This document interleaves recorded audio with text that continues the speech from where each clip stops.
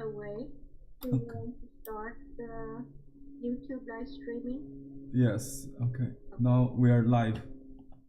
Okay. Welcome everybody. Today, Henry is going to lead us down another beautiful journey through this sea of purple flowers. It's called Jacaranda. That was introduced to us from Betty, who participated in our program a year ago. I wish everything is well with Betty and everyone. Here's Henry. And remember, if you do not want to show your video image, turn off your video camera and you could change your name also. Thank you. Thank you, Yonle. Incidentally, I have made a banner for a new event for the Earth Day next month on the I think it's the day after Earth Day, April 23rd, right? On a Saturday from Eastern time, 2 o'clock, right? To 1:30. This class will be on pollinators and wildflowers. So we'll learn how to paint hummingbird, bees, and butterflies, probably in a specific style called chinoiserie. Chinoiserie is a French term, maybe. It refers to as 18th century European decorative interior design style, wallpaper, including and some porcelain and furniture style. It has, as the term it suggests, it's a Chinese-like watercolor painting that we're going to learn. So if you want to participate, please check your email later when Yonle send you the registration form. Okay, I'm going to turn this off. So today we're going to continue our agenda on the Tiger Year of Tiger calendar from this Kathy Bank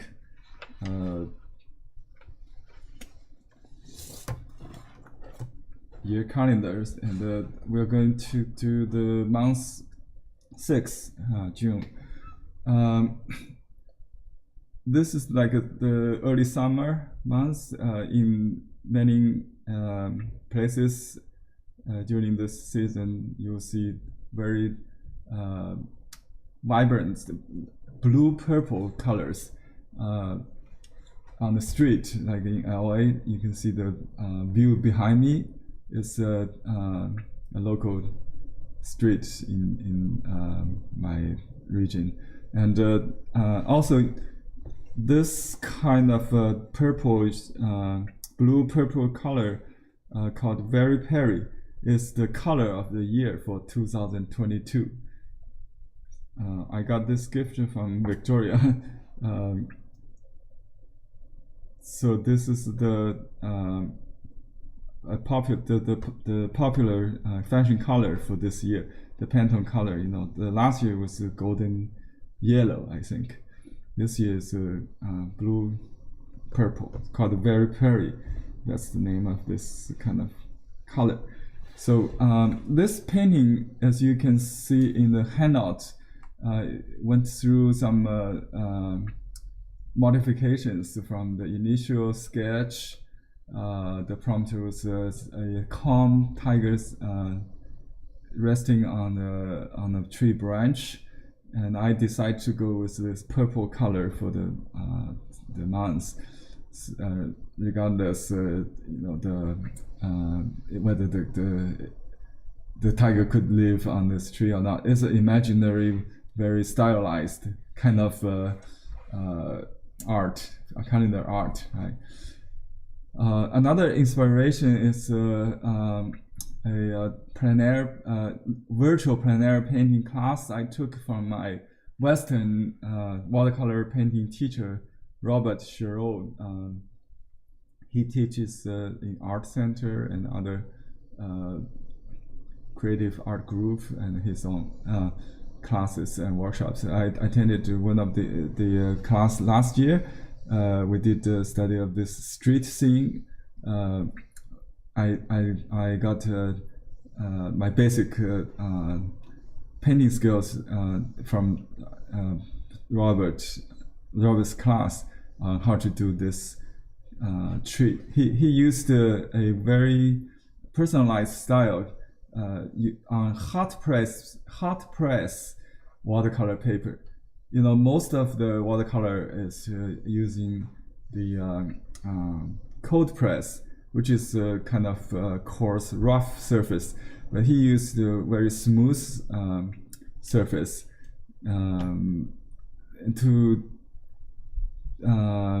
create the hard edge of, I call it stain edge, he called it puddle edge, that kind of effect, which is very Eastern. In Asia, Japanese and Chinese painting, we use that. But in Western, watercolor is treated as a flaw. Try to avoid something, you try to avoid the stain mark of a stroke. But we want to use that. Anyway, in this final version, I went through several stages, from watercolor to gouache, and eventually I did heavy modifications with acrylic. So I call it a mixed, like a fusion of media also. Okay, and you can see in this handout I showed. I still have this original painting actually. It's done on mulberry paper with a Western watercolor and ink. But later we decide to get rid of black ink, so I re-rendered it with watercolor and then gouache, the splatters of gouache, and then coated to or glazed with watercolor. Then I covered more the tiger on the tree with thick acrylic paints, and also we changed the sky color with opaque paints. And this is the final product. Okay, so let's do some composition study first.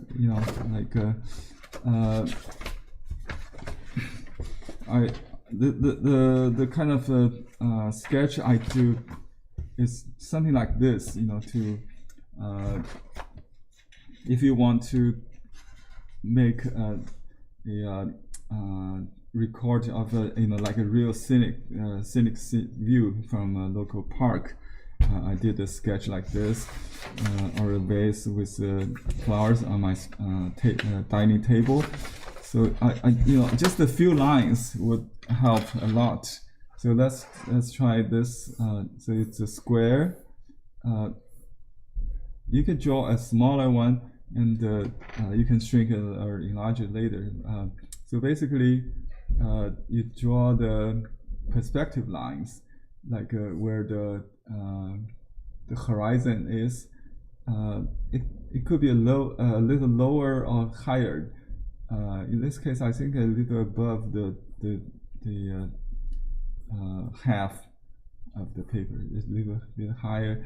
If you look at the street scene behind me, it's a street that has a dip, like it goes down and then up, something like that.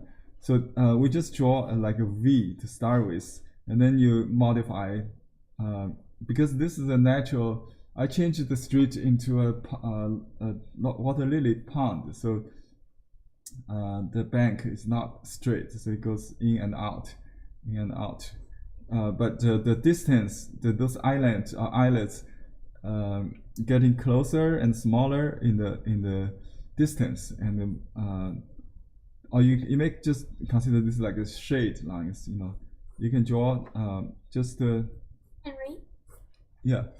Can you zoom into what you're sketching, please? Yeah, maybe because I draw too light.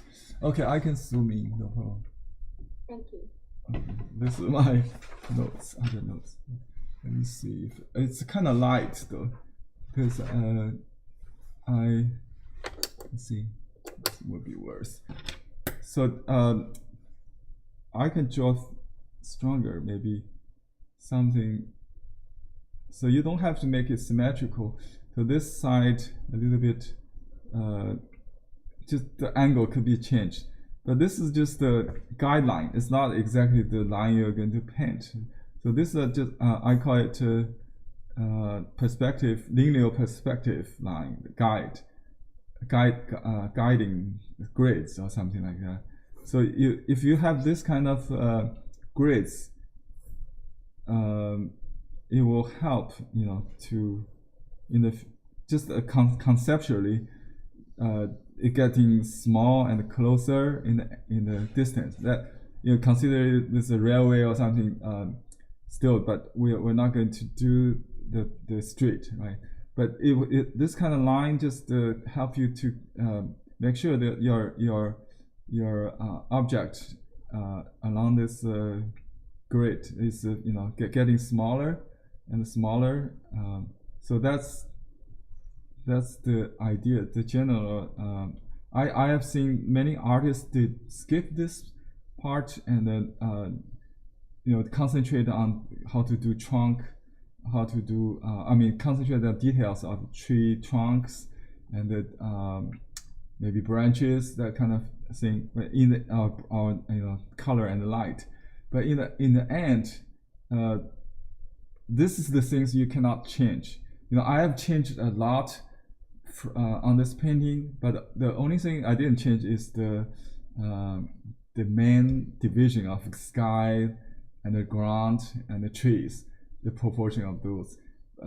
Even the branches I moved around. I just covered up with the acrylic.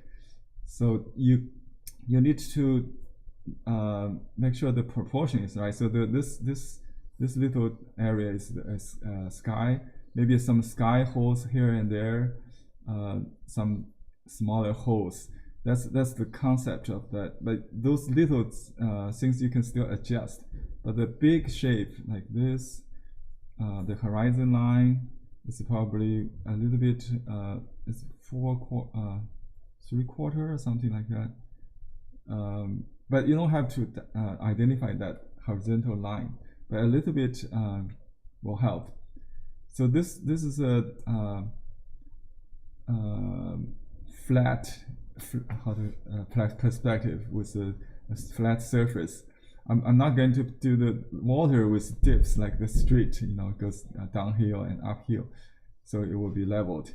So these are leveled, and we only need to do a few trees in the front, and they're getting small in the distance. So this little trunk, this is the main trunk, something like that. This and some lost and found line tree trunks are very useful. So what my teacher did with Western watercolor is to start with the dark. Actually, he did the trunk first. I probably follow that. That's my approach also. But most of the artists in the Western tradition will do the sky first, and then the light colors on the flowers and the ground. You can still do that. Maybe we try different approach to see which one you like. So these clusters need to be grouped so they are not even. So it has a rhythm, not just scattered evenly. So we'll do that later. Let me just explain some, this kind of thumbnail is very important. Especially when you're out there in the field, you want to do this before you go to the canvas or paper. Okay, so let me put this on the side.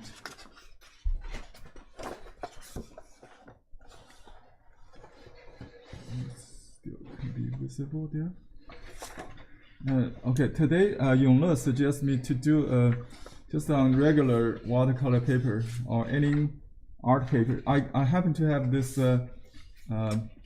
this paper called the mixed media paper. I usually use for the backing, you know, like we have mounted the mulberry paper on. But today I will do a painting, underpainting could be. By that I mean if I make any mistake, you know, I need to cover or erase. I'll mount a piece of semi-transparent or translucent rice paper on top of that, so we can treat that as an underpainting. So I will draw roughly. You can stretch it, but I can just use paperweight because sometimes you want to move the paper, you know, like control the flow of the pens or something like that.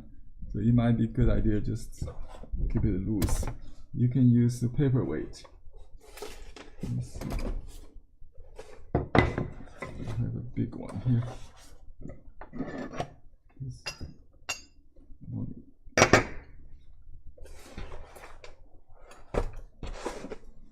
Okay, so we just draw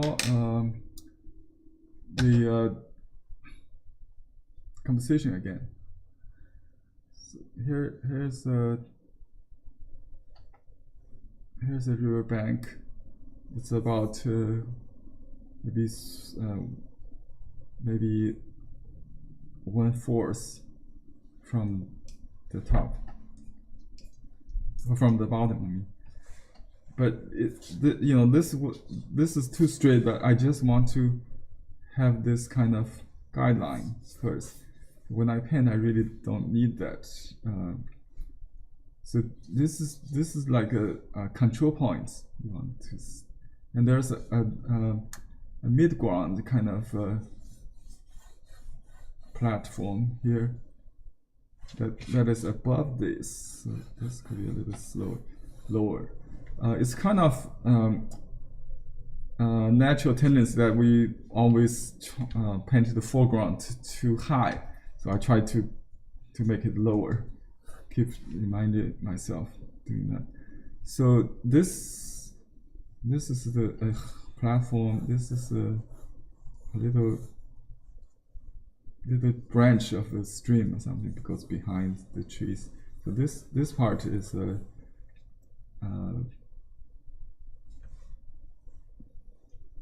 left bank. It's a little bit high like this. So we have more flowers here. Big one, small one. Okay, again, I want to make the foreground very close to the edge. I even break the edge sometimes. So that so I just kind of circle the area where we want the lilies would be. Henry? Yes. I think because the pencil is very light, we are almost unable to see anything. Is there a way to maybe turn off your overhead lighting? Would that help? To see the paper drawing better? Okay, let me. Yeah, let me see how we.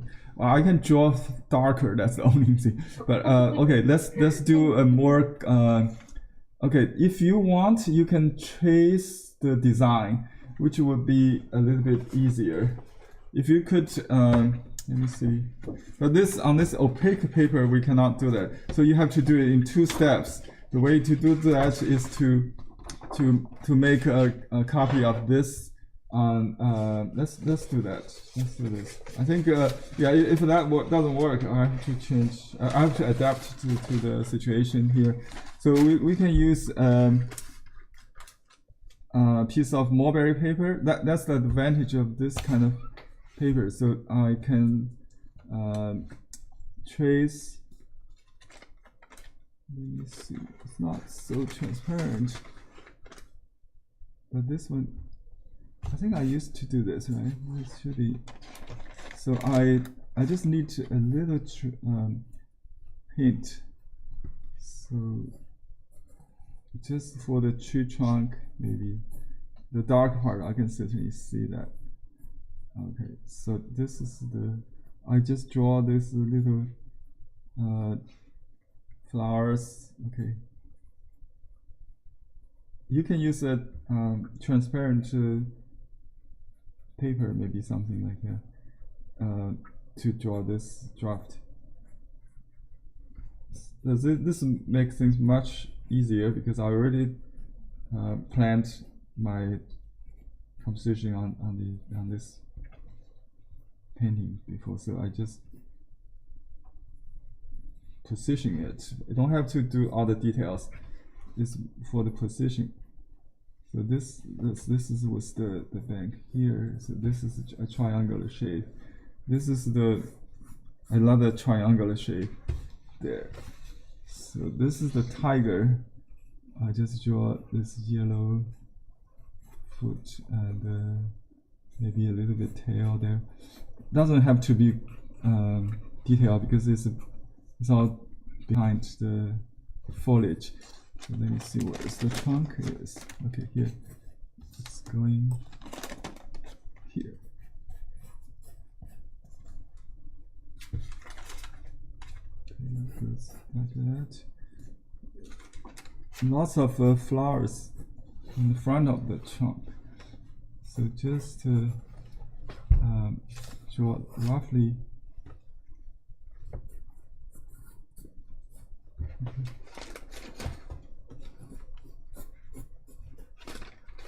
That's a huge trunk. Look at how thick that is. So that's why the tiger could sustain the weight of the tiger. Okay. So this is a smaller tree, a big one small and some middle in the middle. So that's a diagonal branch towards the tiger. Here there is a little something there, and you don't have to really do that. And then let's see, I have the copy paper, right? We can use to transfer the design onto the watercolor paper. Let me show you what I got.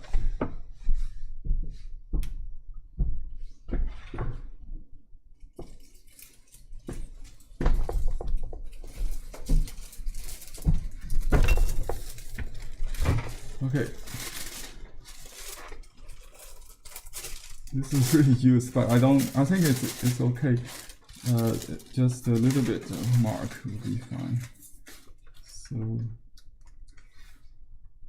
just a few control points will help from big mistakes, like the tree is too small or too big, no room for sky or no room for the tiger, something like that. So let me just draw this. Okay, there's a little part there, and I don't have to do there's one leg in front of the tree trunk, and then there's one behind hanging there. So that's, and there's tail. Okay. So this paper may be just used as a tracing paper for templates, because I use a real pencil. You can use a dried ball pen, that kind of thing. I do have that tool, you know. Maybe I just use that.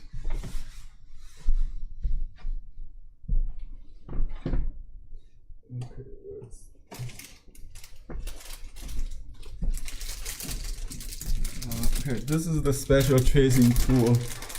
It's called embossing stylus.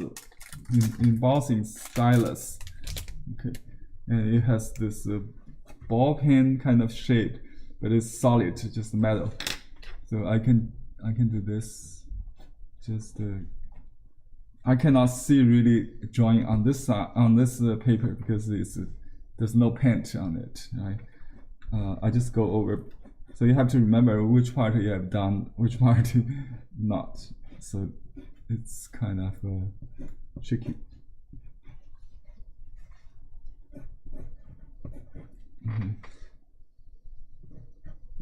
And the trees getting smaller from distance, but sometimes just because the tree itself is smaller.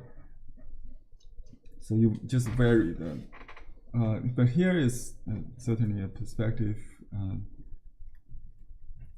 This tree is in the middle ground, and this tree here. So we just do. It will be very light painted later. A little bit there. This is.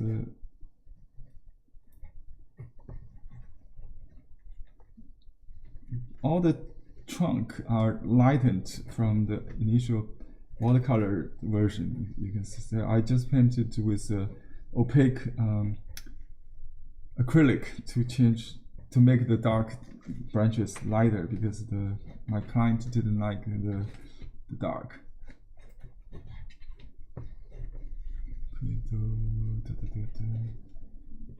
So it goes. They don't like the branches to be too dense.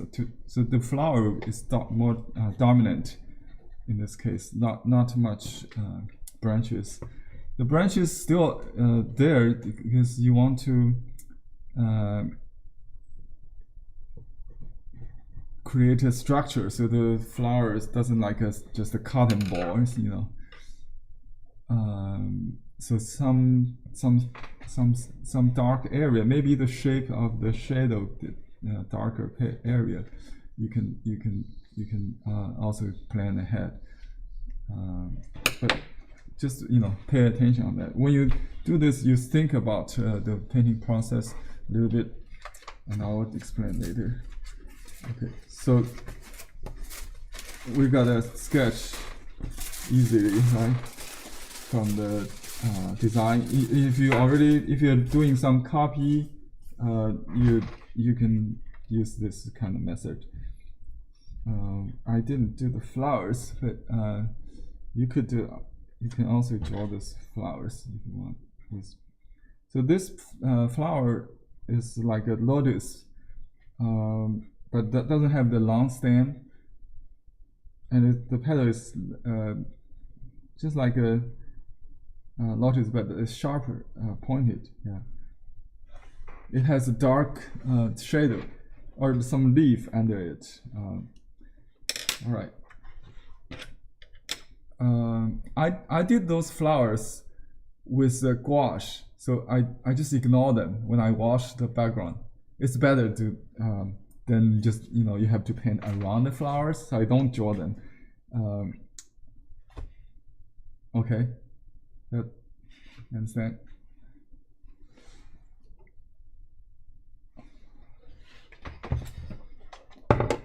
You can stretch your paper with tape. I didn't prepare the board or anything. I just painted on the table like this. So I use a large calligraphy brush to start with, from the bronze, I think. I just use Japanese paint, sumi blocks. Maybe let me see what we do. Let me stay with watercolor. So we're supposed to do a more Western in this painting. Next time when we do the chinoiserie style, we'll use those more opaque Japanese color blocks or Chinese painting colors, like Marie's colors tubes, maybe on April 23rd. Sorry. Okay. Since I already have this, I'll just go with this first. So I start from the mid value, and then you can darken it or lighten it with water. Okay, so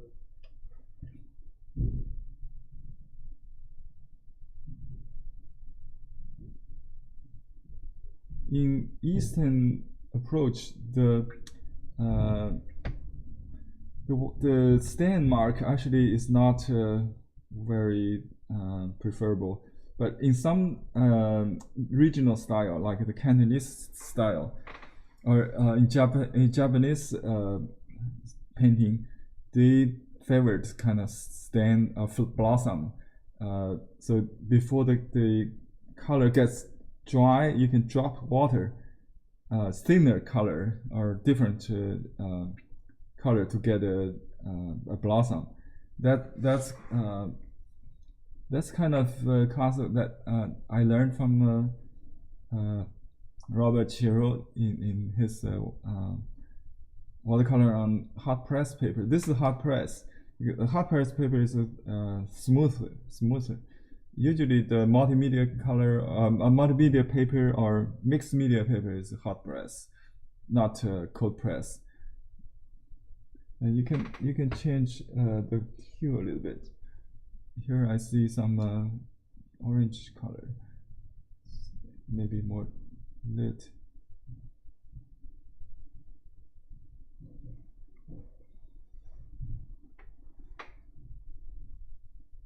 So you can just do a flat wash without vary the value for like the shadow or other details, and then you can go in with the dark to or darker color to change it. Okay.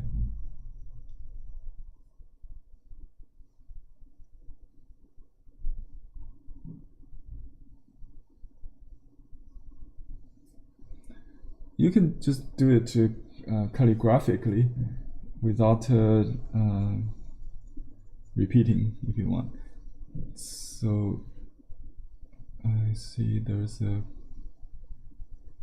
branch there. A lot of lost and found branches. I just do the main one first. You can add those minor ones. But to keep it simple, you don't need too much. Especially with the Chinoiserie style, the branches are very simplified.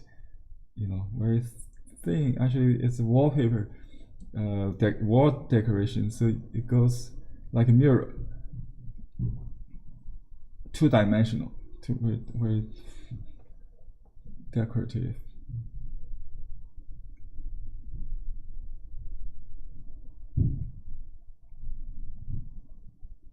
Some arcs, you can vary the section of those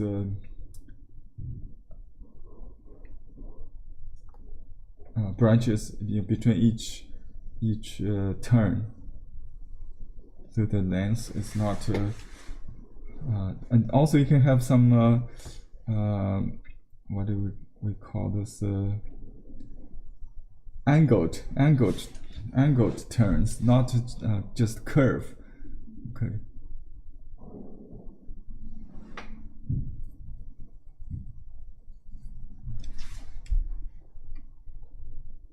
And I try to indicate the trunk that tiger is on.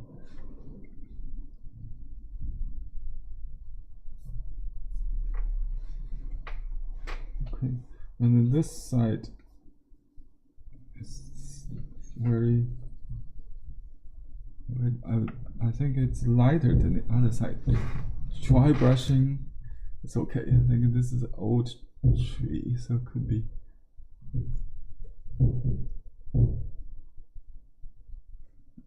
You can have some zigzag, so they're not just straight. Okay, and I try to change the angle of the of each branch, so they're not just like parallels. This one is thinner. You just make it thicker. So you can see here.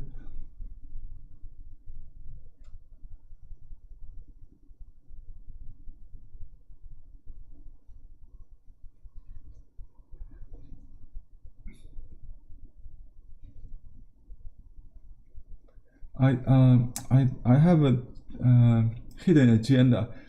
I try to combine the two. So I will do a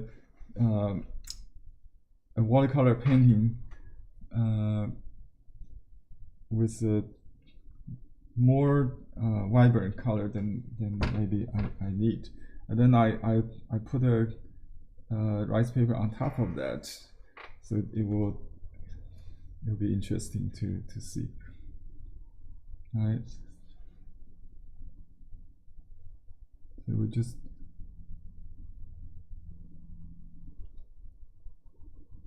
combine the two different materials.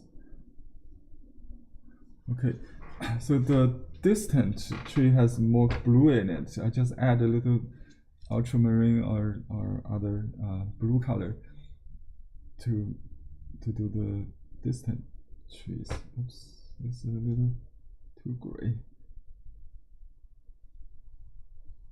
But even in the distance, you need to concentrate on the gesture of the tree. It's like the tree is like a figure. It has gesture, movement of the branches.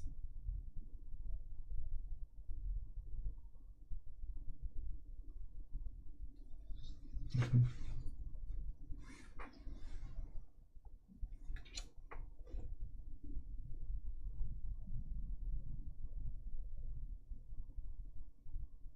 Okay, try not to do the Y, but maybe make it asymmetrical.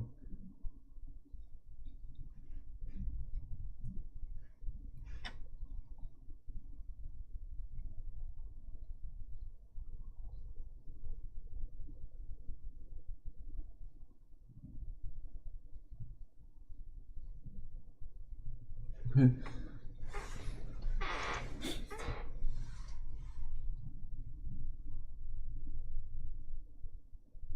So the arc, where the two sides meet. Let me see which one is in the front, but maybe you don't have to really make it clear. I would probably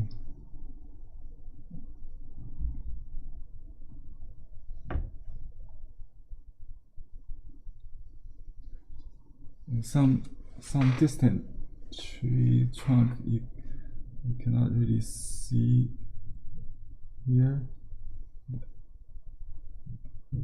just the bars.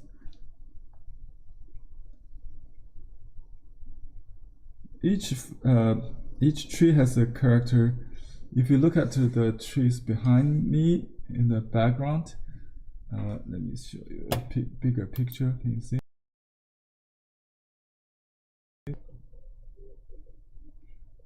My background here. You see that? All right.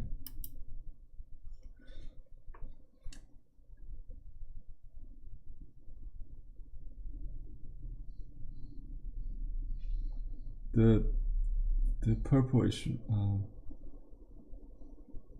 trunk in the distance. You probably don't need too much there.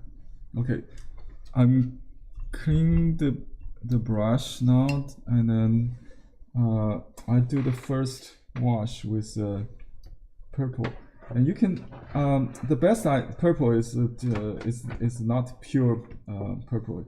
But some colored, some towards the blue, some towards magenta. Okay, let me clean area here. Oh, you cannot really see my palette. Okay. Let me see if I can put it on this side.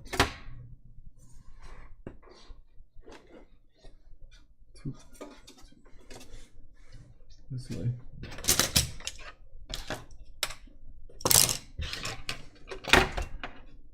Okay, I'll try to squeezing the palette. Okay.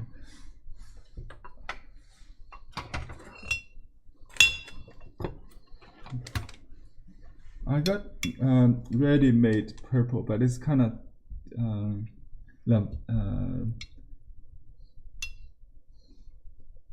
you know, not so interesting. So I will make a purple by mixing some blue. You can use the ultramarine, which has a little red in it already, and this is ultraviolet, I think, and some magenta. So on this side, the red. So the purple is in between, right? So I just mix them. You can mix them like that. But this is too warm, maybe a little bit too warm. The difference is, in the picture, I think it's probably in the morning sunshine or something, or late sunshine. It's a little warmer. It should be more blue. In Chinese, this kind of tree is called a lan hua yin, not a zi hua yin. You know, it's a purple flower kind of tree. Lan hua yin. Okay, so we should have more blue in it, I think.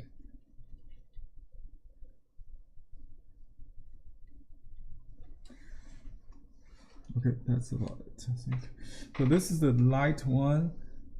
I'm not going to do the sky first. I just do the, see, you can use more moisture than usual to create a puddle on the paper, and then you can push the puddle with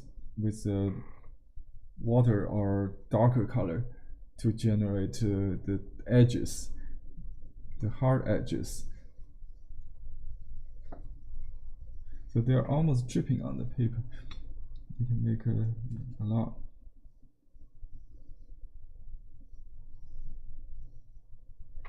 So this darker area.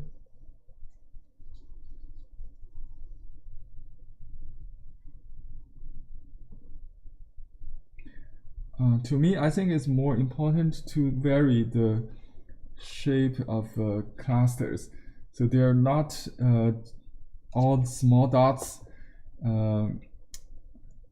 or not, you know, or like big cotton balls. So you want to create large, small, and medium groupings.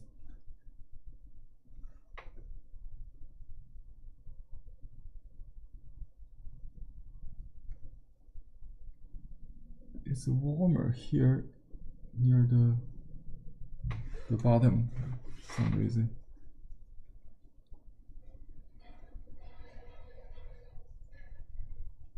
So the purple should not be too even. The brush, I mean, on the brush, it could be very dark, and you can actually separate it to the green, I mean the blue and the pink, mix them on the paper. Now that may also work. But generally speaking, you should have darker or more saturated color on the front. I see some kind of cerulean kind of blue here. So I'll just add those.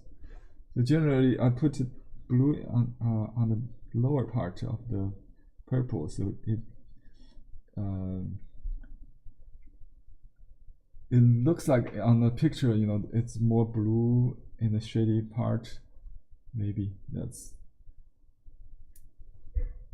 But there's reflective lights and other elements you could call. There are also some greens, olive green or golden greens, because this blossom comes with sprouts of leaves. So they're not just purple, it has blue in it. And we leave some pockets of white for now, and then we fill in that with those little pockets also keep the sense of stroke, so they are not evenly washed. So they're puddles, different size of puddles.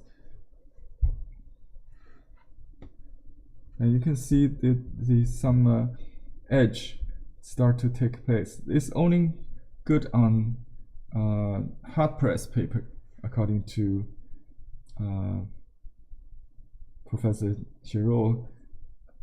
He got awards-winning pieces like portraits in this technique. Also, he used illustration board, Strathmore illustration board. It's basically a hot press mounted on a board, on a mat. So that's the kind of surface. If it's start to evaporate, because this paper is only 80 pounds, maybe 90 pounds. That's why we'll mount it with the rice paper on top of that and make it flat. Okay.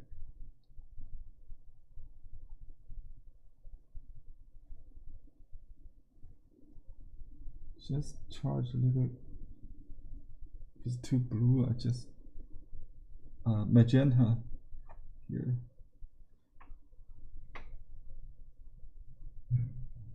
Splatters. Okay.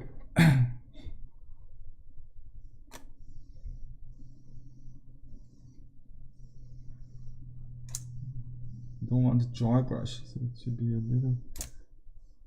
You should have. So you keep adding your supply on the palette.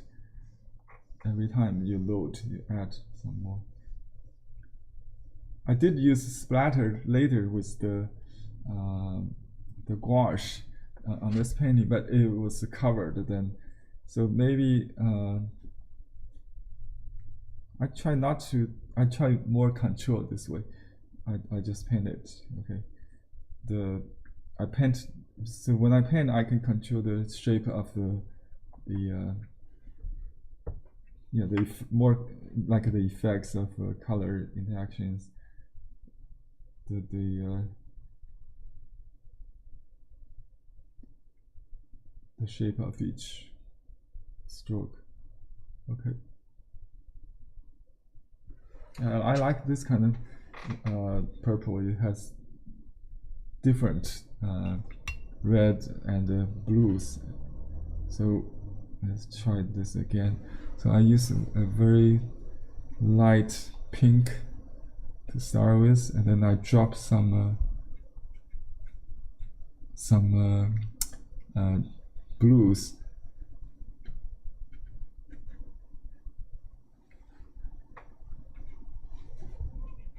Yeah.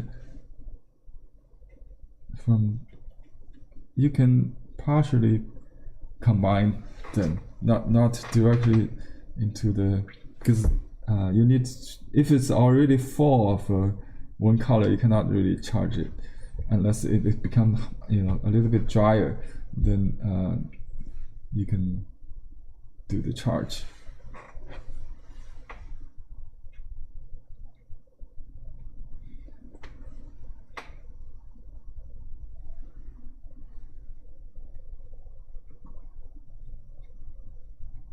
I try to shape the crown more naturally.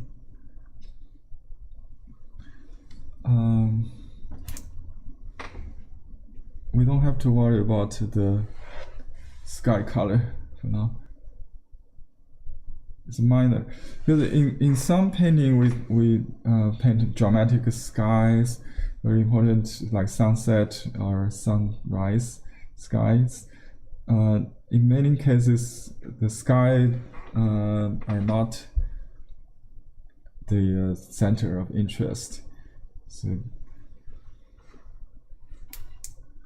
don't have so the in this painting the sky is very small, okay, and on this part we leave a little bit maybe here. Let me just do it quickly with large brush now, large brush strokes. Okay, I'll go with dark. How about that? I'll do this, and at the same time I kind of shape the light also. And you can just go over the trunk. You don't have to avoid that, because what it does is the blue and the brown interact to become a deeper color, gray. You don't have to avoid this. Like you can just do this. So, this kind of detail is supposed around the center of interest. When it goes to the margin, it becomes softer, like this, wet into wet. I got some ready made purple. I don't like that.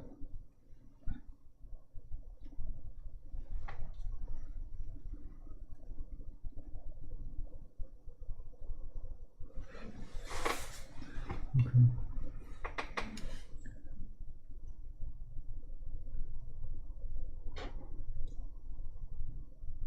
Okay, I'll just wash this whole area.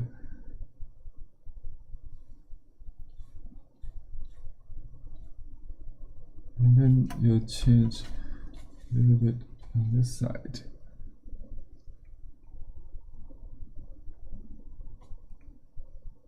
Okay, when you get to the distance, you need to add some blue.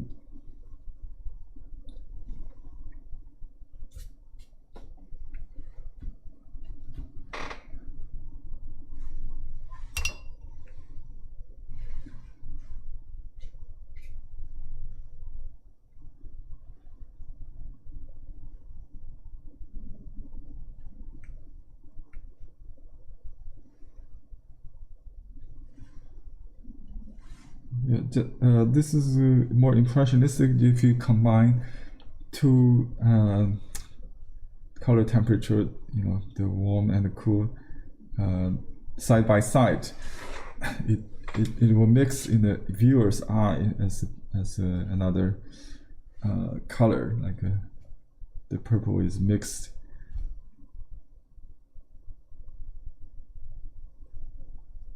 Not on the palette or even on the paper, it's in the brain of the viewer.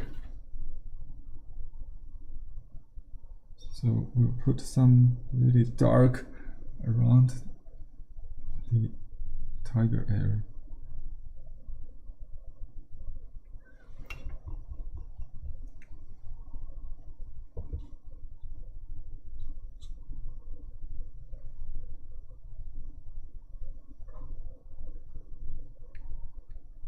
Some wet into wet. It's good.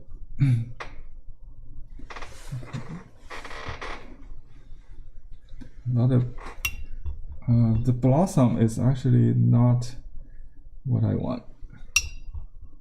The puddle edge, it gives a sense of like a the surface, you know, the masses of the casters. Okay, I don't want too much dry brush on the wet either. Okay, and some pockets of white still there. So that's where you can put in some contrast colors, like a tender green, brown, yellowish, golden greens. Okay, just put into these pockets of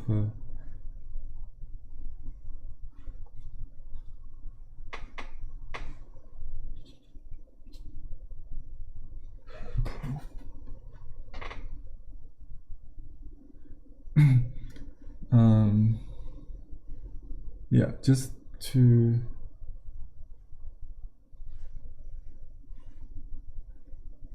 add a little green there. And some vegetations under or between the trees here, on top of those flat surface, and then the side will be a little darker. So we can just draw the light of the green first, and then the dark.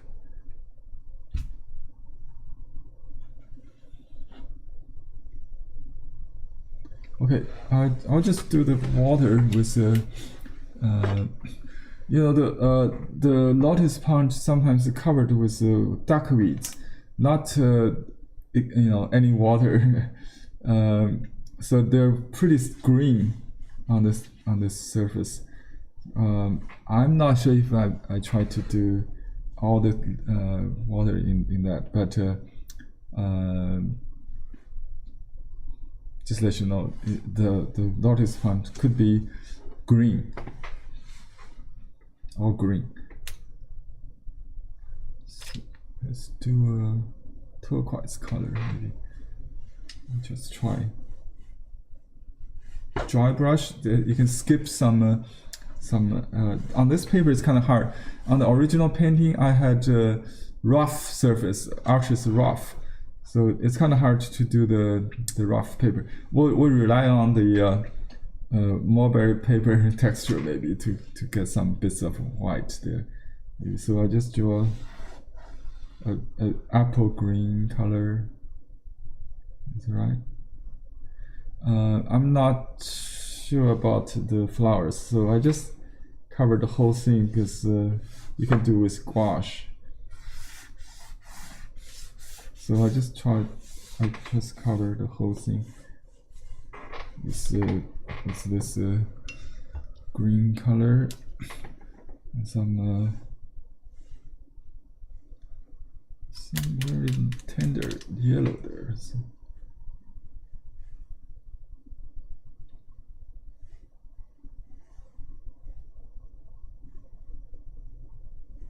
And you could drop some yellow. I think maybe not a good idea because it's not going to do anything when it's wet. You need to let it dry if you want to recover the whites.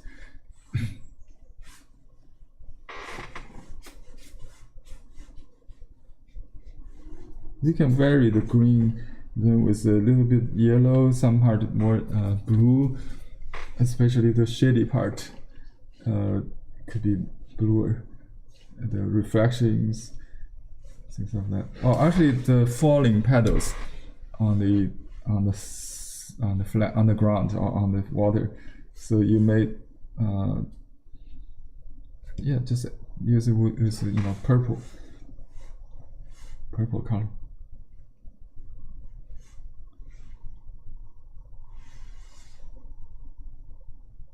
And I try to save a little brown here, but you can use gouache if you want to just paint through the trunk.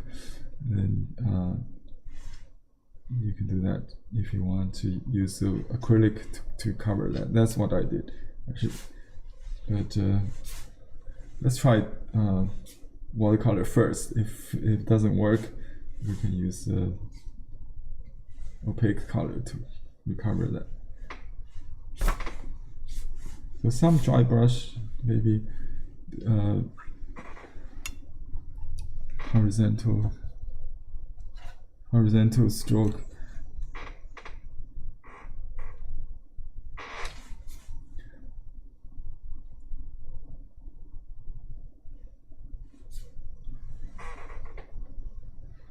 Okay. Henry, could you move the pen up so we could see the water? Thank you. Okay, thank you. Yeah, I just put some reds, some blues to vary the color of the water. And I try not to blend too much so it's blended on the paper.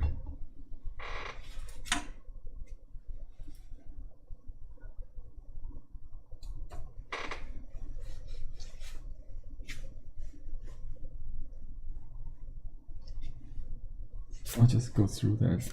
It's kind of hard to paint around the flowers, so we do the flowers with the opaque.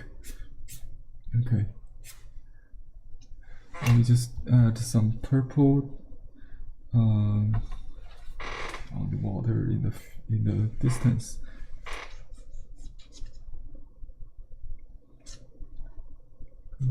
Oops, step back. So the thing is, you have to wait each layer to dry, not keep working. If you keep working, it becomes muddy, right? Okay, so I try to finish the horizon line. Very light blue, green color, maybe it goes just like that. Very light. Okay.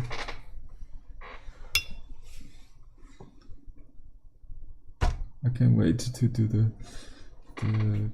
sky, a little bit cerulean, maybe a little turquoise. We can gray it down with the leftover purple here a little bit. So this is we just need a little bit blue in the end. So we just do this.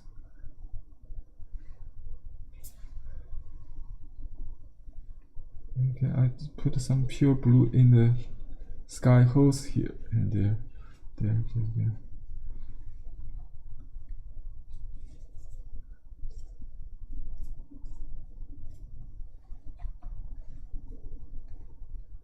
And some there.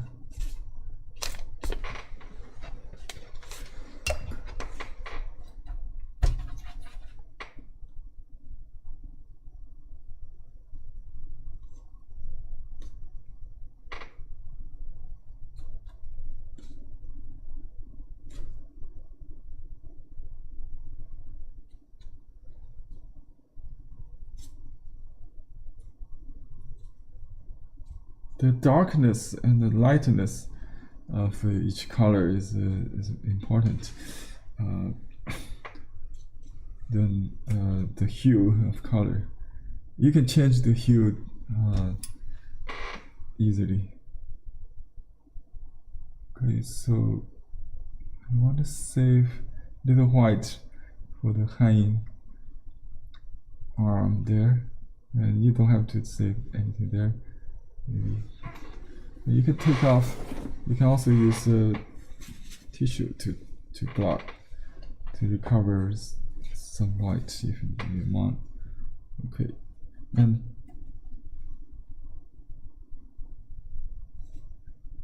okay, the purple around it.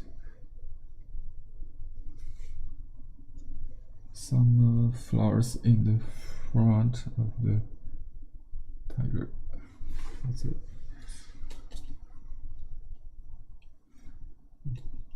We tend to do the sky too much, so I will recover that. Oops.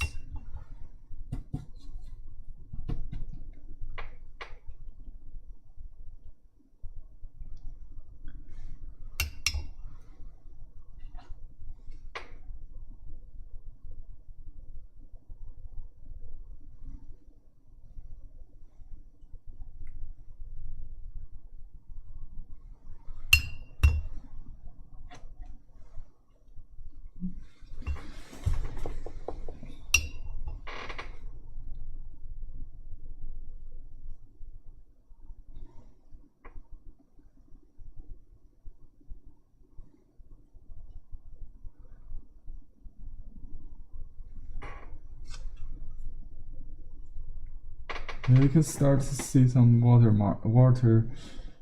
edge, like stain edges or puddle edges. This is could you move your paper a little bit to the right, so we could see the whole thing, or maybe zoom out a little bit? Okay. Thank you. You're welcome. Let me see.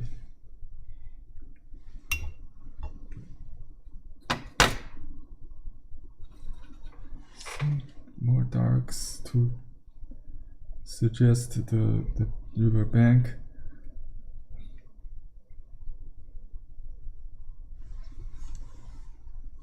On this side. Okay, so we need some darker green here. There's something like orchids or what do you call this? Kind of iris, I think. Water iris. And this could be a very dark area.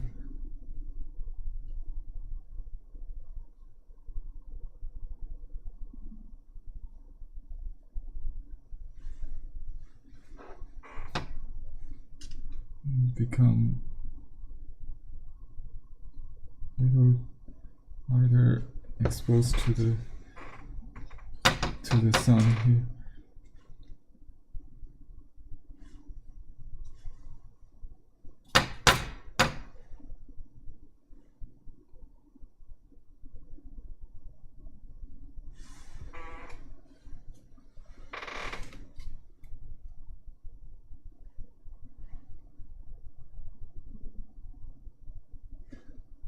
I think this trunk is a little bit too light, but we don't want to use black. So what we can do?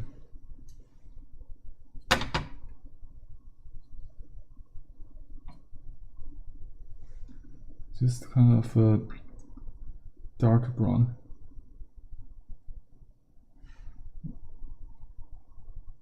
The direction of light, I have no idea. It's from above, maybe like a 12 o'clock in the noon or something. Okay, I will do some dark on the lower part here, certainly here, and here under the trunk on this side, and some blue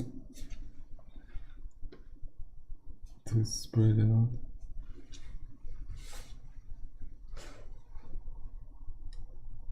And just go to the shadow.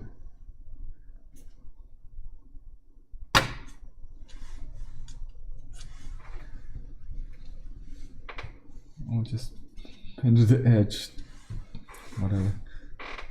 Just make myself comfortable. Okay, the trunk here.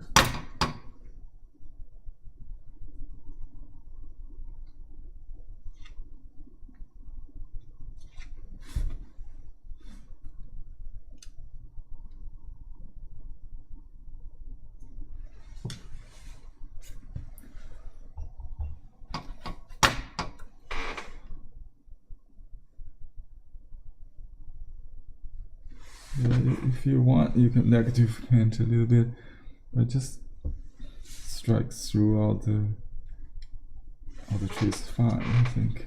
And then you can go back to recover the tree with a blot, or you can use color positively paint. The water behind this area is blue. It's a little bit.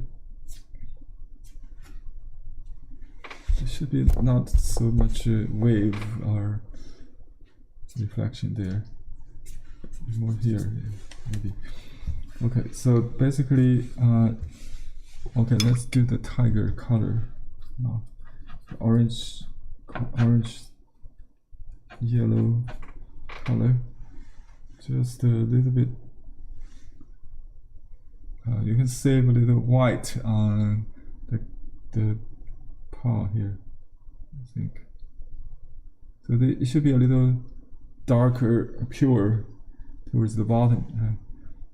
So yeah, this part. And the ear. You don't want to show the face. That's what they don't like. Okay, just a little bit.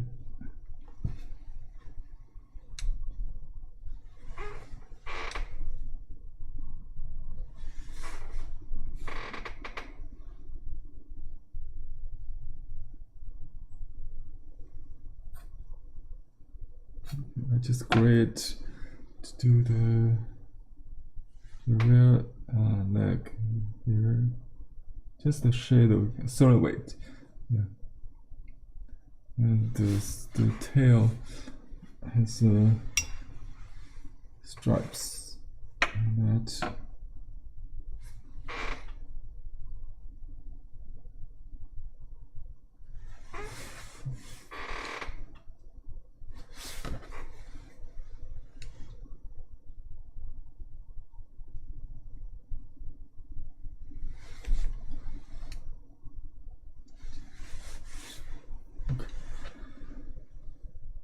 It looks so red on the screen, I realize. Let me just add a little yellow. This should be a little more yellow, I think.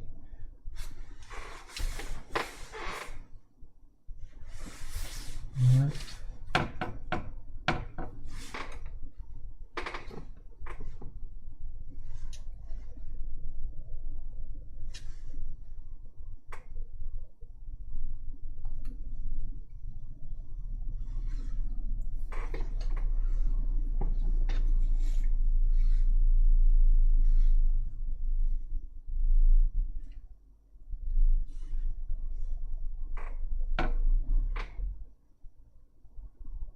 You want to have the foreground more shady, so I add a little more here.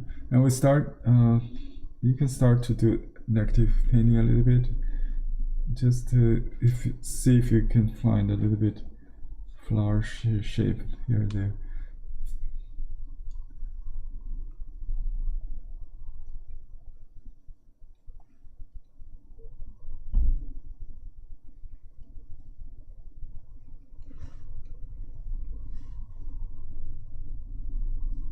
Some notice, I mean, the water lily leaves could be floating on the surface of the water.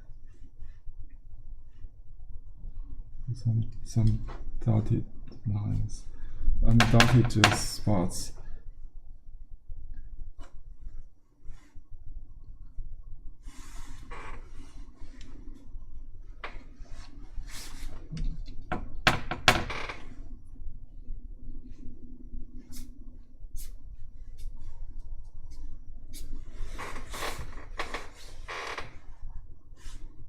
Should be the falling, suggesting the falling petals with kind of purple. Also echo the. It could be a reflection above. So try to get some purple color here.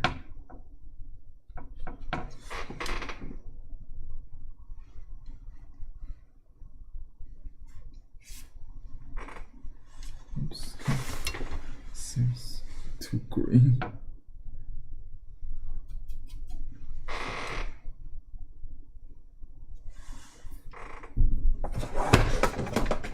Get some rescue from the eastern colors. You know, you got this kind of gouache opaque colors.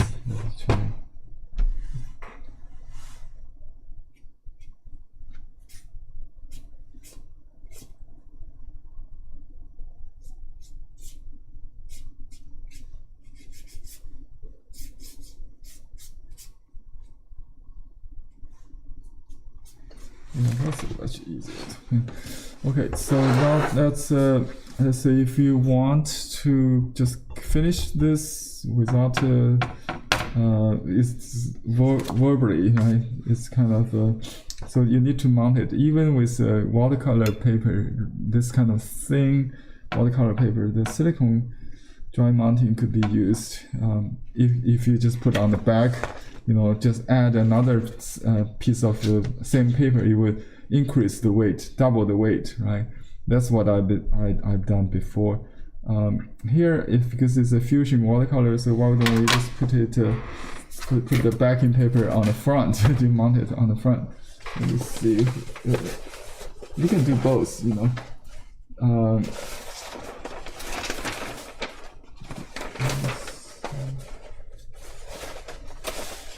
Okay, here I have a piece of mulberry paper. I thought that I can paint on the mounted mulberry paper, so it's flat, it stays flat, not wobbling. But you can also just show you what I mean. So I just peel this off, get the release paper off. This is not a permanent backing paper that comes with the silicone, and then you can see if it shows through. Maybe not too much, so it's pretty opaque. Yeah, it will tone the paper certainly. If this painting, have no value to work on anymore, you can do that and just tone this mulberry paper, and then you can redo it. Just use that as a backing paper. If you like this, to keep this effect, what we can do is to mount it, make it flat, and keep working on that. So you will make it stretch the paper, just like to make it flat. So what I need to do is to dry it first. Actually, this kind of powdering effect takes time. So if you use this, it would maybe stop the process. It doesn't matter. I don't have time to. I just take it off. Maybe I just take the powder off. Maybe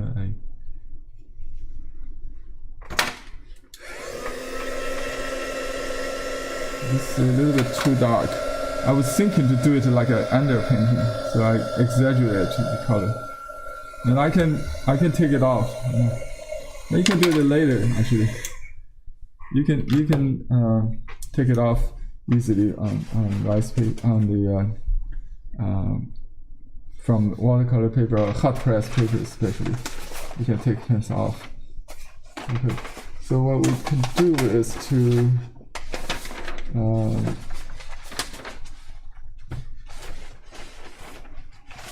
let me see what we got here.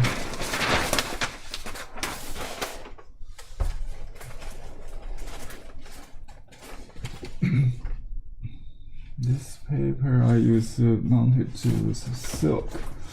So let's say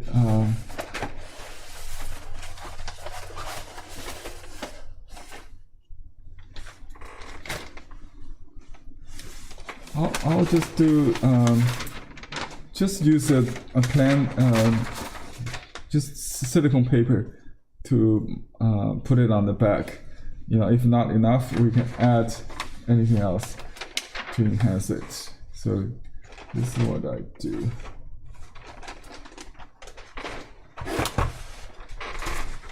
Let me get the felt here.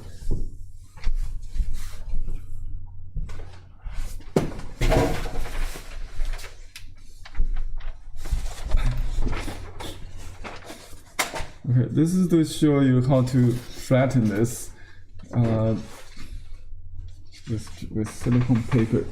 You can double the weight if you want with another piece of this same paper.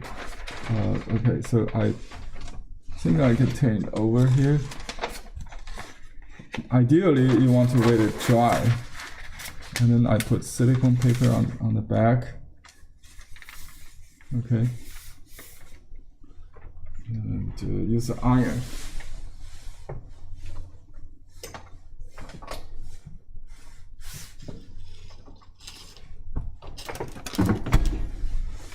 Okay, just set on cotton. Okay.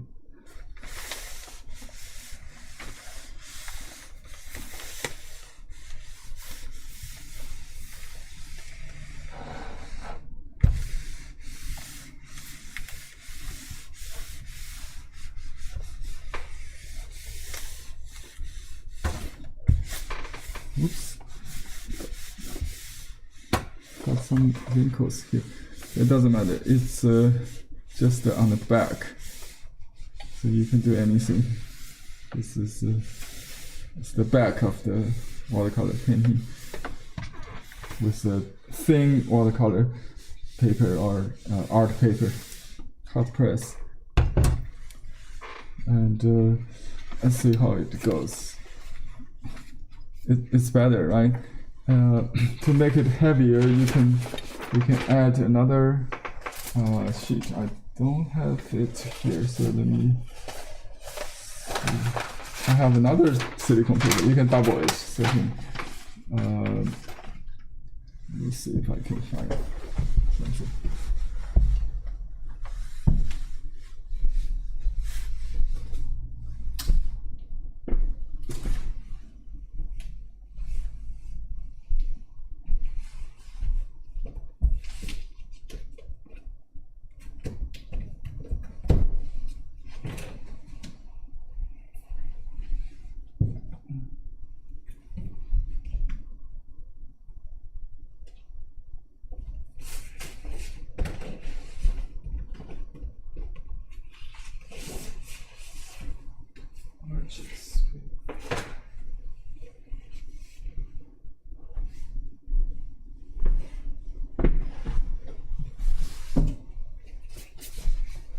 Okay, I found a Bristol paper, but maybe it's not big enough. That's the problem. I could have used that for the on the back. So you can just put this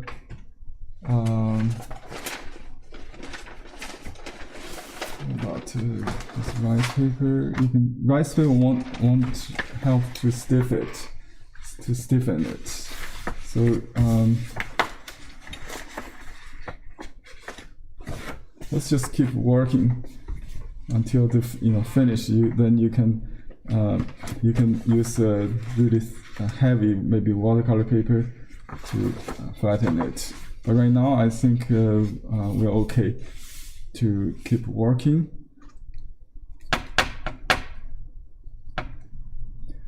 So I want to make the trunk, the dark part, a little like a backlit effect. And what you do is to leave a ring of light in the edge. So you just paint the middle part with a darker brown, or I just use purple because it makes the brown look darker. And then you can have some kind of shadow. Now the light comes from this side. Huh? Yeah, you can change it so however you like. And you can break that a bit.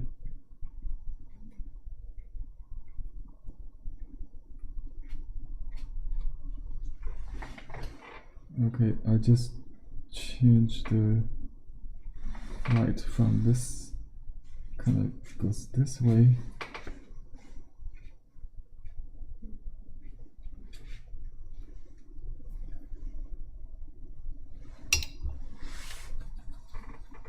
Let me turn this on.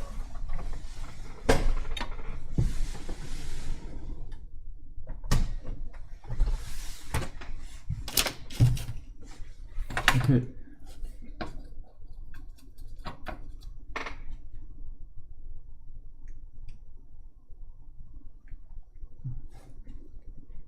On the edge of the tree, you can add some orange colors, the shine colors, to suggest a kind of light.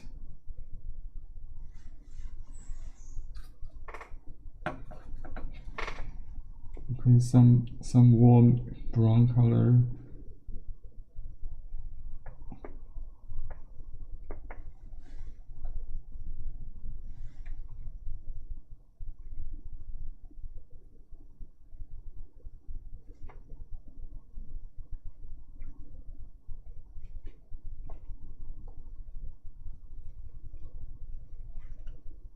Yeah, I see a lot of stain marks that created effect like a bark.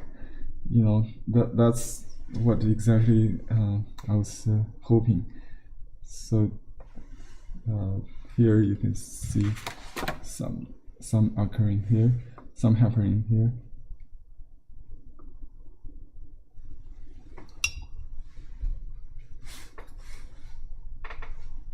And you can have some really warm flowers here in this area, and also maybe some petals there.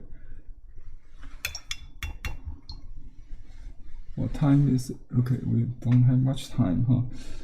So I probably won't do anything on the rice paper, just to finish this regular watercolor on hot press multimedia or mixed media paper. Okay.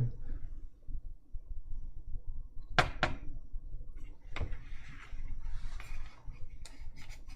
want a soft. They look like, you know, like a pink clouds or purple clouds in the air. Okay. And add some a swimming pool color to the distance will create the aerial perspective or atmospheric perspective.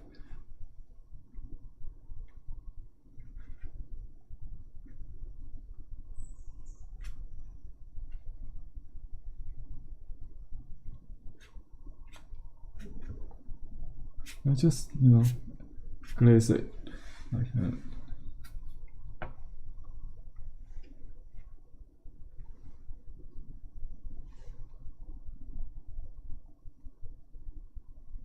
You want to squeeze out the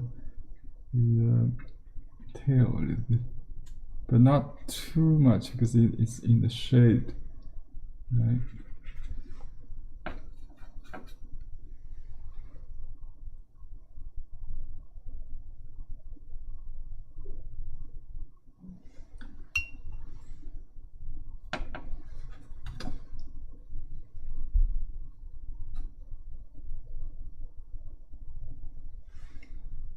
Okay, some shades here, just around the tiger. We want to have some dark.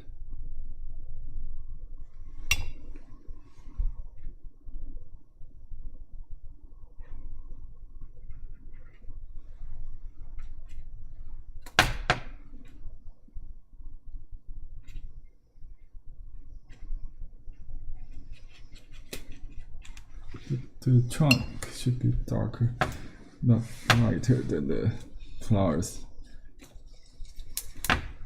You can add some deep, just blend some dark, like a cello maybe, with a opaque, with a Van Dyck or Serbia brown. You get really almost like a black. Okay. And you can put this color in the shady area there.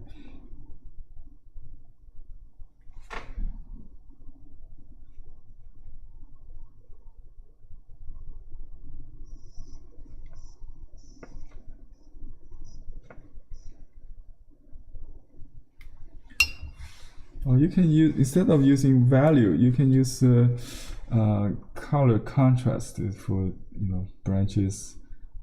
So some really vibrant brown, like this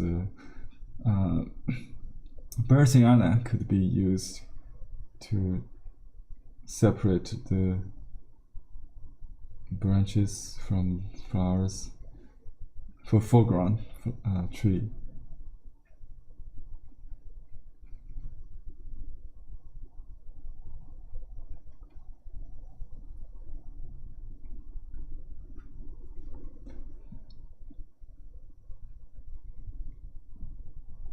Henry, Yeah. there's a question. What paper was mounted on the silicone paper? This is the silicone release paper. It doesn't really use this backing paper. It's it just comes with the film, so you can just peel it off. What I would do is to mount it one more time to a permanent support. I didn't find it around. We'll just use this one. Maybe not. This one's already come with the silk I've prepared. So if, for example, if I want to, I can put this on the. Maybe we can double it. Okay, like that. So if I iron right now, it will become double, right? So I wish I could have another piece around here, so I can finish that. Let me find a large paper here.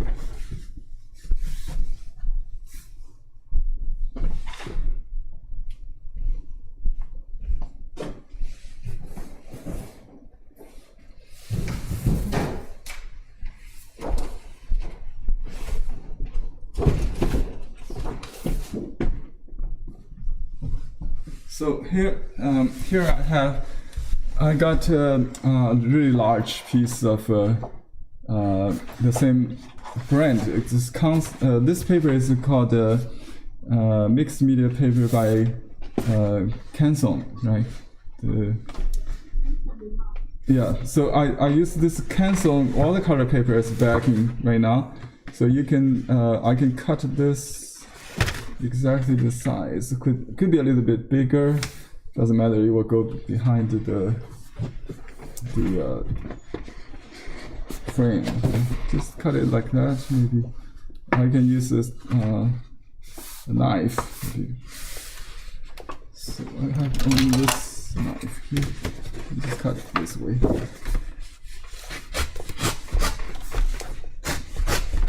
This knife is a very primitive. It's a bamboo knife. You get nice edge though. So just like that.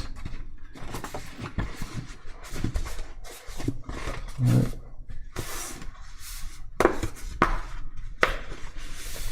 Okay, so I cut this into the size of the original. So what I got is this silicone film, and then I dry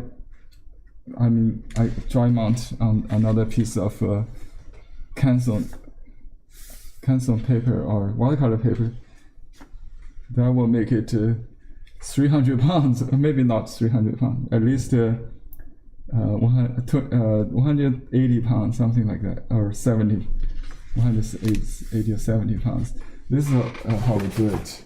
Okay, so I put this sheets that comes with the silicone. That's the question was.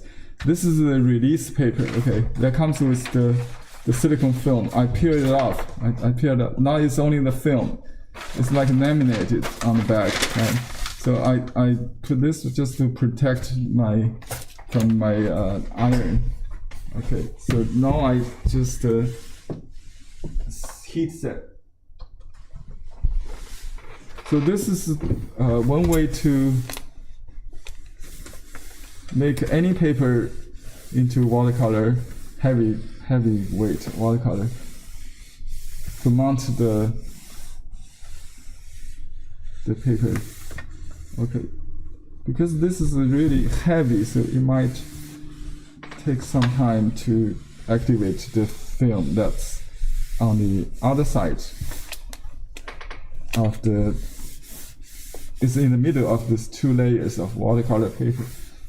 It's a little bit tricky because the heat may not go through very easily to activate that. Eventually it will.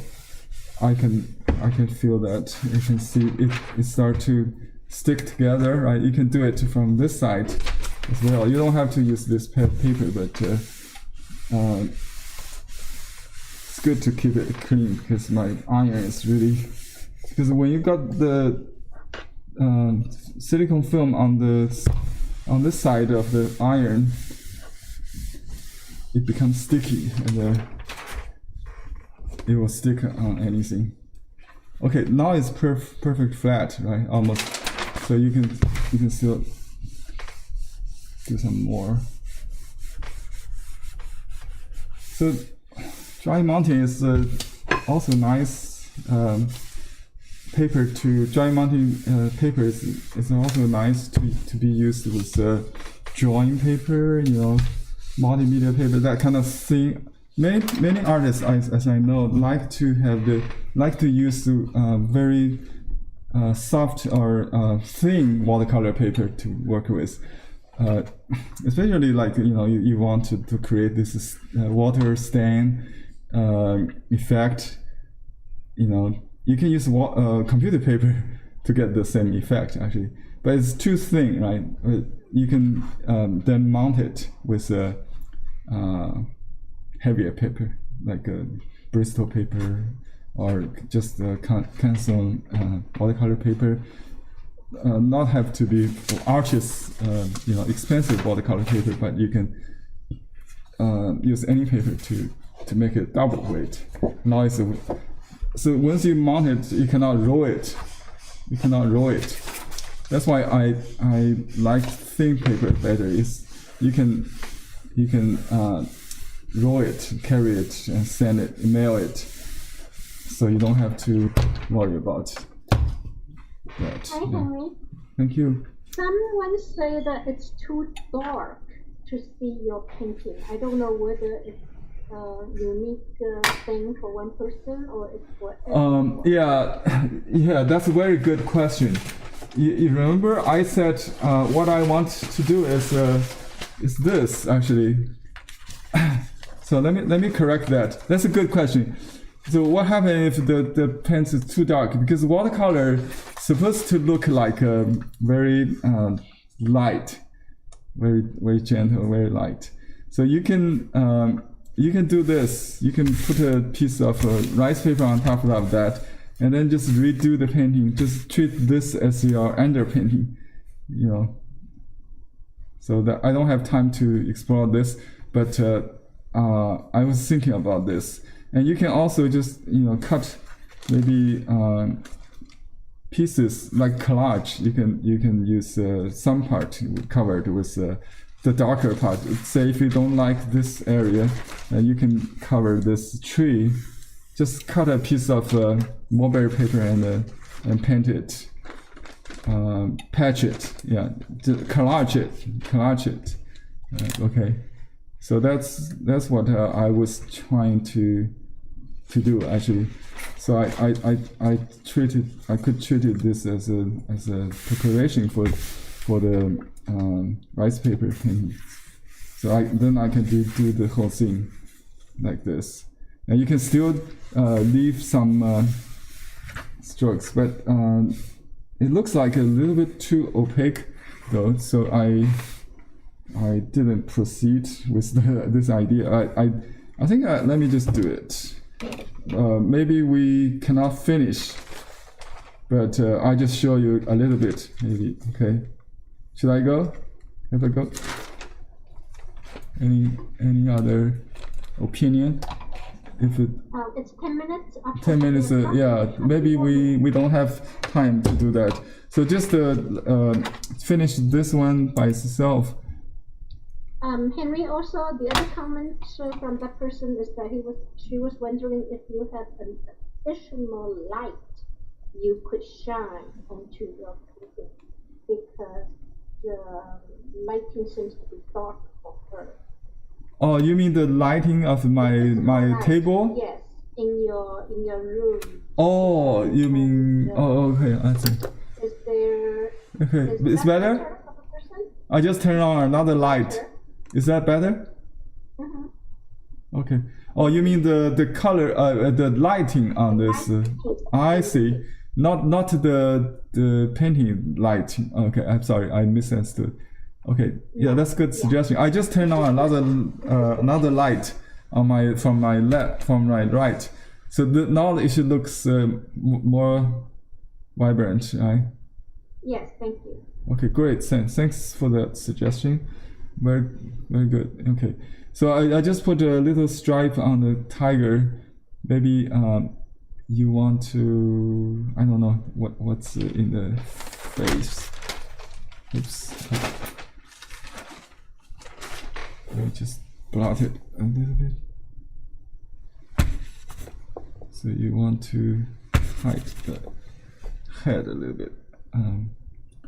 That's too much. So sometimes I put a dark paint on and then I immediately blot it or remove it later with other means. So that light you got from the dark to light is different than you paint directly with light ink, you know. So sometimes you use blotting technique. It's very handy to do to get the light from a dark start. Yeah. Okay. Let me see. I need to finish the flowers. So I use acrylic. Here I got. Let me just use this as a palette. I don't have any white left on this, so I just put in this box. So this is the glossy kind of gouache, acrylic gouache.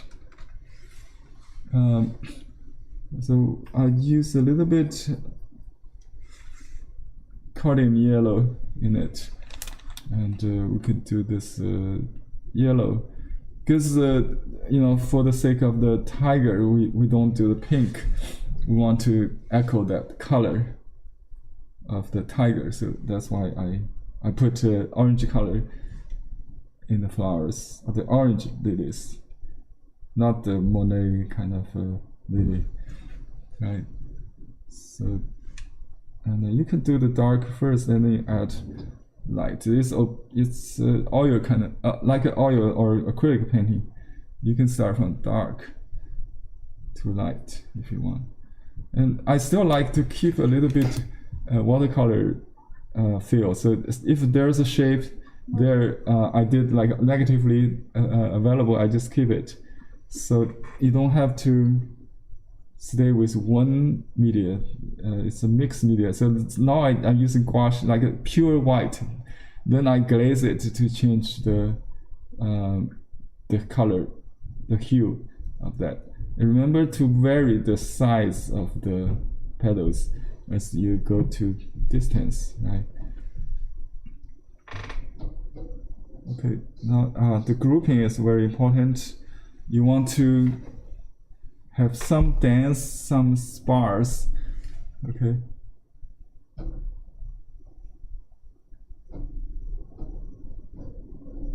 And you know, some different shape, like the bud or half bloom or side view, it's all but this is not side view, it's all overhead view, right? But some different stage of blooming may help to vary the form. And you put some dark for the stamen or in the middle or in the shady area of the yellow. So it's very red in the middle. And then I have to do one just very clear, identifiable, and then the rest will be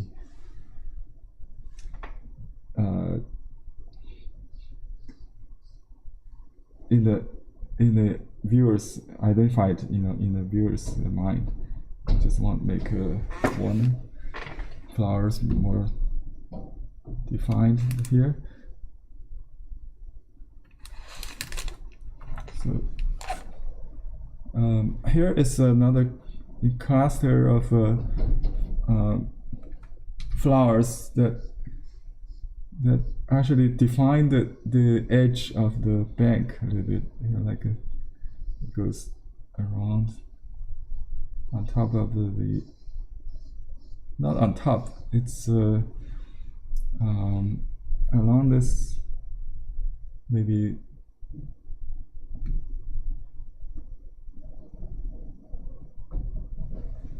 so some shady part. So you paint the shade, the light more than the details in landscape painting, especially. Even those details part, you want to indicate the illusion of light. So some contrast between dark and the light create a sense of light. At first, I don't really worry about the shape of the flowers. I worried more about lighting effect. Okay, but it has to be against the dark background. That's why I start with the dark. It's very easy to use opaque color to recover the white here. Okay, and one more focal point here. So we need to define. It's a side view, but it's smaller than the very front one we did earlier here on the other side.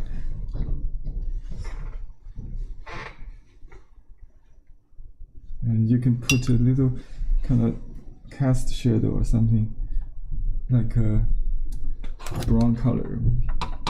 The leaf is a kind of brown green. And you can just do the brown and then add a little blue to it. Oops, that's really dark, but that's okay. You want some contrast here.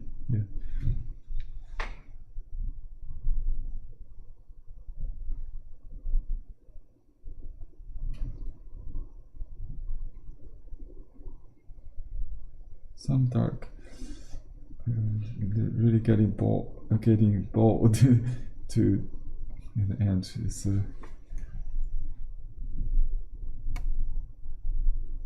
okay.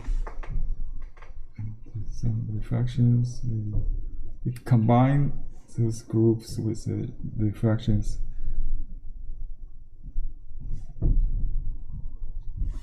Some dry stroke suggests details.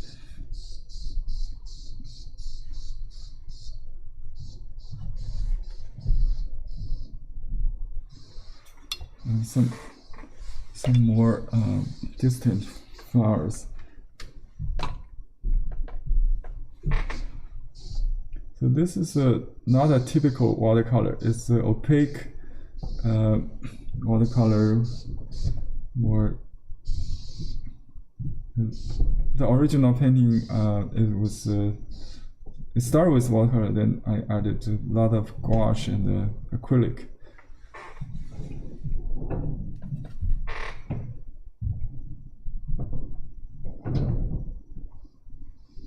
So I try to create the rhythm, the pattern of things here.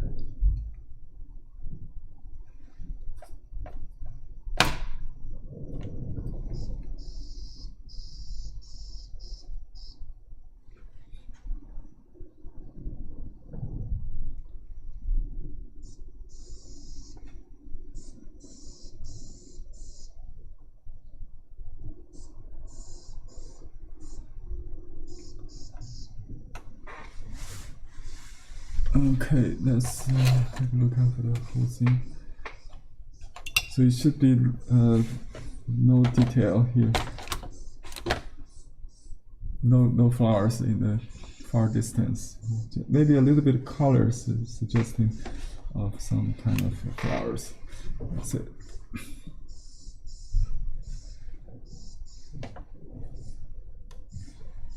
Okay. As time is up, so I'm going to sign this.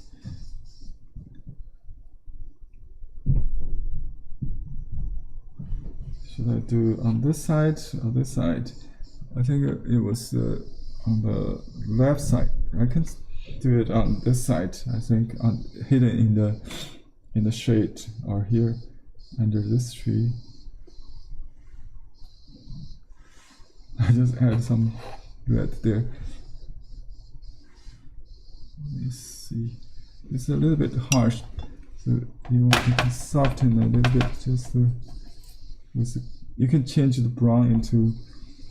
You can use some viridian kind of blue color. It's semi-opaque. Just add to the brown. We call it embedding in Eastern painting.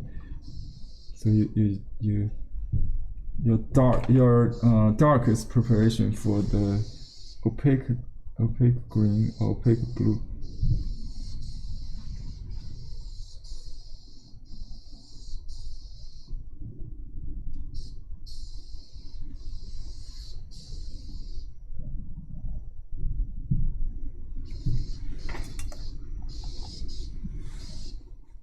Okay, let me find a place to sign. I'll just do it here, like on the original.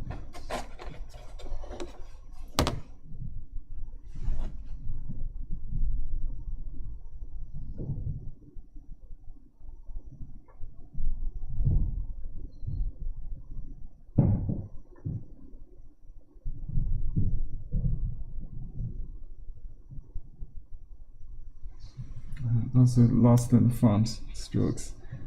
I did the year 22. Okay, that's it.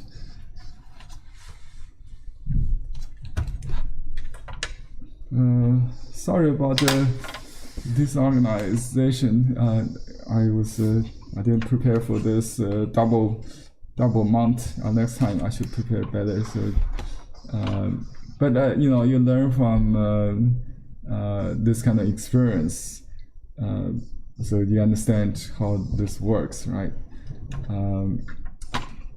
So this is considered more of a Western painting than the ones we did before on rice paper. I hope you enjoyed as much as I did.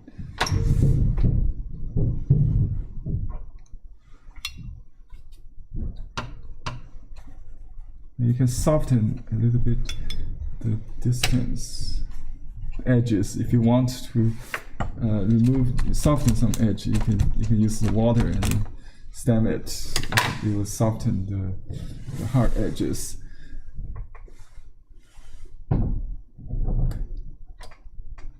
So if you want, so we can do a group picture first. See if any painting out there that we can show each other.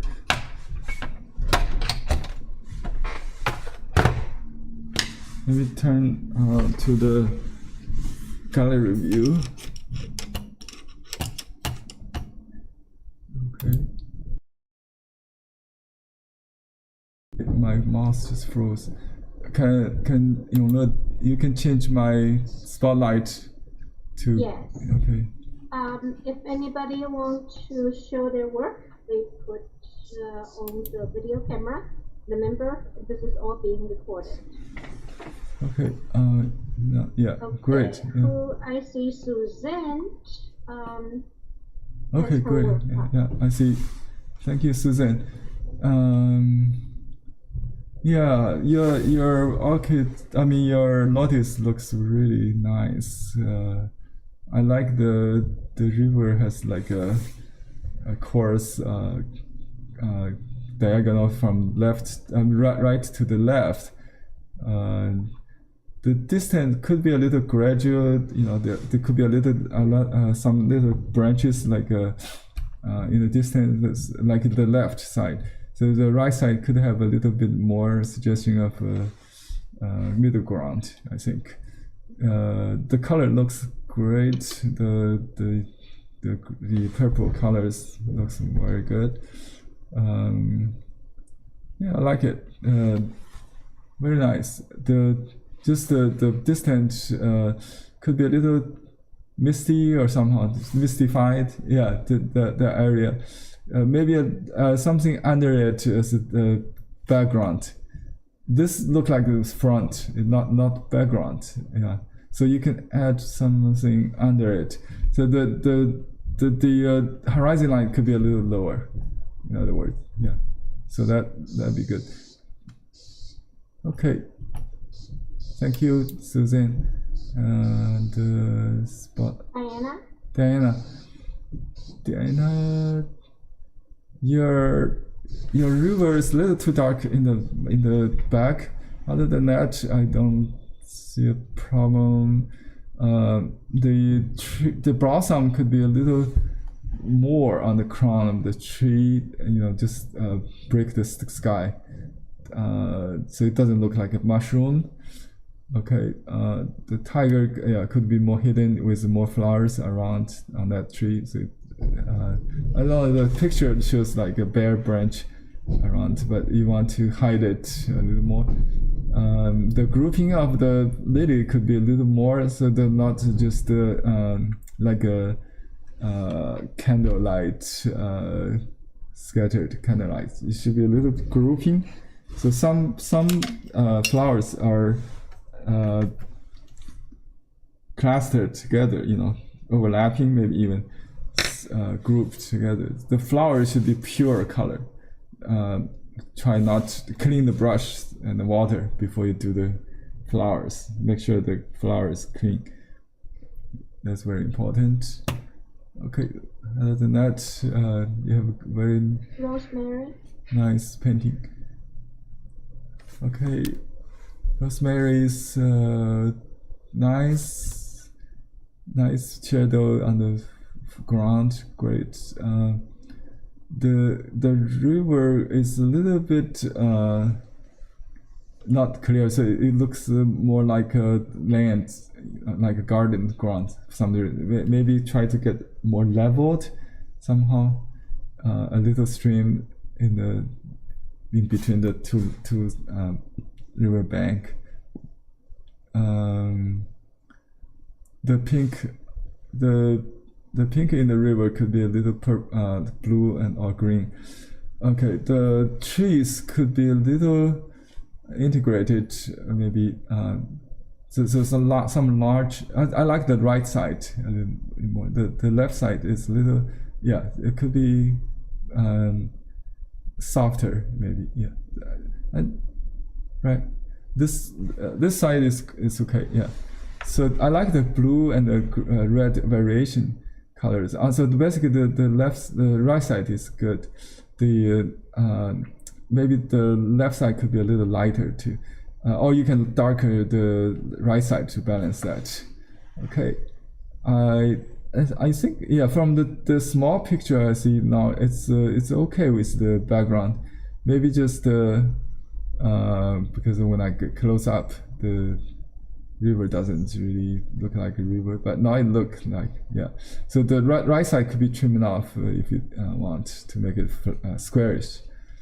Okay, thanks. Next person. Panita's on rice paper, right? Okay, I like the purplish flowers, very beautiful. Yeah, I like the bold strokes in the river. That's good abstraction.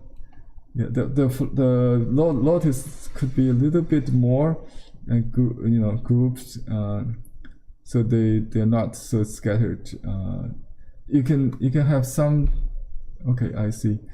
Yeah, so some close together like a 3 and the 2 in a group. Okay. Yeah. So they form a little larger cluster, not just individual flowers. I think that's a common issue maybe. Okay, next person. Megan. Okay, Megan. Very nice. Hello, Megan. I like the watercolors and the lotus. Yeah, you have good grouping there. Very good. I like that. You could have a little bit leaf on in the middle, near the single flower in the middle, just under the flower somewhere near the flower. Just like you have a big area of shadow. It looks like leaves, on the left. You could have a little bit in the middle one. Okay, that's good. The purple is a little bit like the pure purple. It could be a little bit towards pink and blue. Don't use the ready-made pink. Yeah. Did you use the tube lavender color or purple? Lavender, yes. Yeah. And try not to use the ready-made purple. To mix your own would be good. okay. I can see that immediately. Yeah. If you. I did a little bit, but I tried to stay away from that. Just you can use that as base and then vary with blue and pink. Okay. Next person, great. Laura. Laura, your flower is not finished. I know. Yeah, very. It's nice perspectively. The ground could be a little varied with like a flower color or something to the large blue area in the under the tree could be a little varied. That's about it. You have like a large area for the water in this painting, almost like the main thing. So you need to put in some nice flowers that become your what, the tiger water lily or something as your focal point. Because in the painting we either when we can only stress one thing, either the tree, or the water or the sky. So you choose this one. It looks like the sky is a main area. So you need to justify that with your flowers, maybe. When it dries on. Yeah, some right. flowers. Yeah, just do your nice flowers. It would be good. So this is the good setting for that. Yeah. Thank you. Do some yellow flowers would be nice. Wow, we have Shirley's beautiful, very sunny. I like that the warm sunshine feel of it. Very good, very nice. Yeah, just Does it look like a oil painting? Yeah. I think that's what I got. My original in the calendar it's like oil. It's very thick, build up. It's almost like oil. You can even see from the printout on calendar that's exceptional in this series. Actually, you can use very thick pens. I use the acrylic. Yeah. So you can finish the tiger with the little stripes. That's all. Yeah, that's nice. You can have some orange color in the ground to echo the orange of the tiger. Okay. Some lily or some you can do other flowers like poppies on the ground if you don't want to add on the I in really the water. want to do the flowers. Sure, Actually, that would be nice. Okay, next Thank you. person. Thank you, Shirley. So it's 3:33. Okay. Henry, I think that's all the students Okay. and all the time we have. Thank you for your dedication, and we're looking forward to next class. And wherever you are, Betty of Mexico, I'm remembering you and thank you for inspiring us about the Jacaranda. Jacaranda, yeah. Best wishes to you and your family. Okay, bye-bye everyone. Bye bye. See you next week. bye.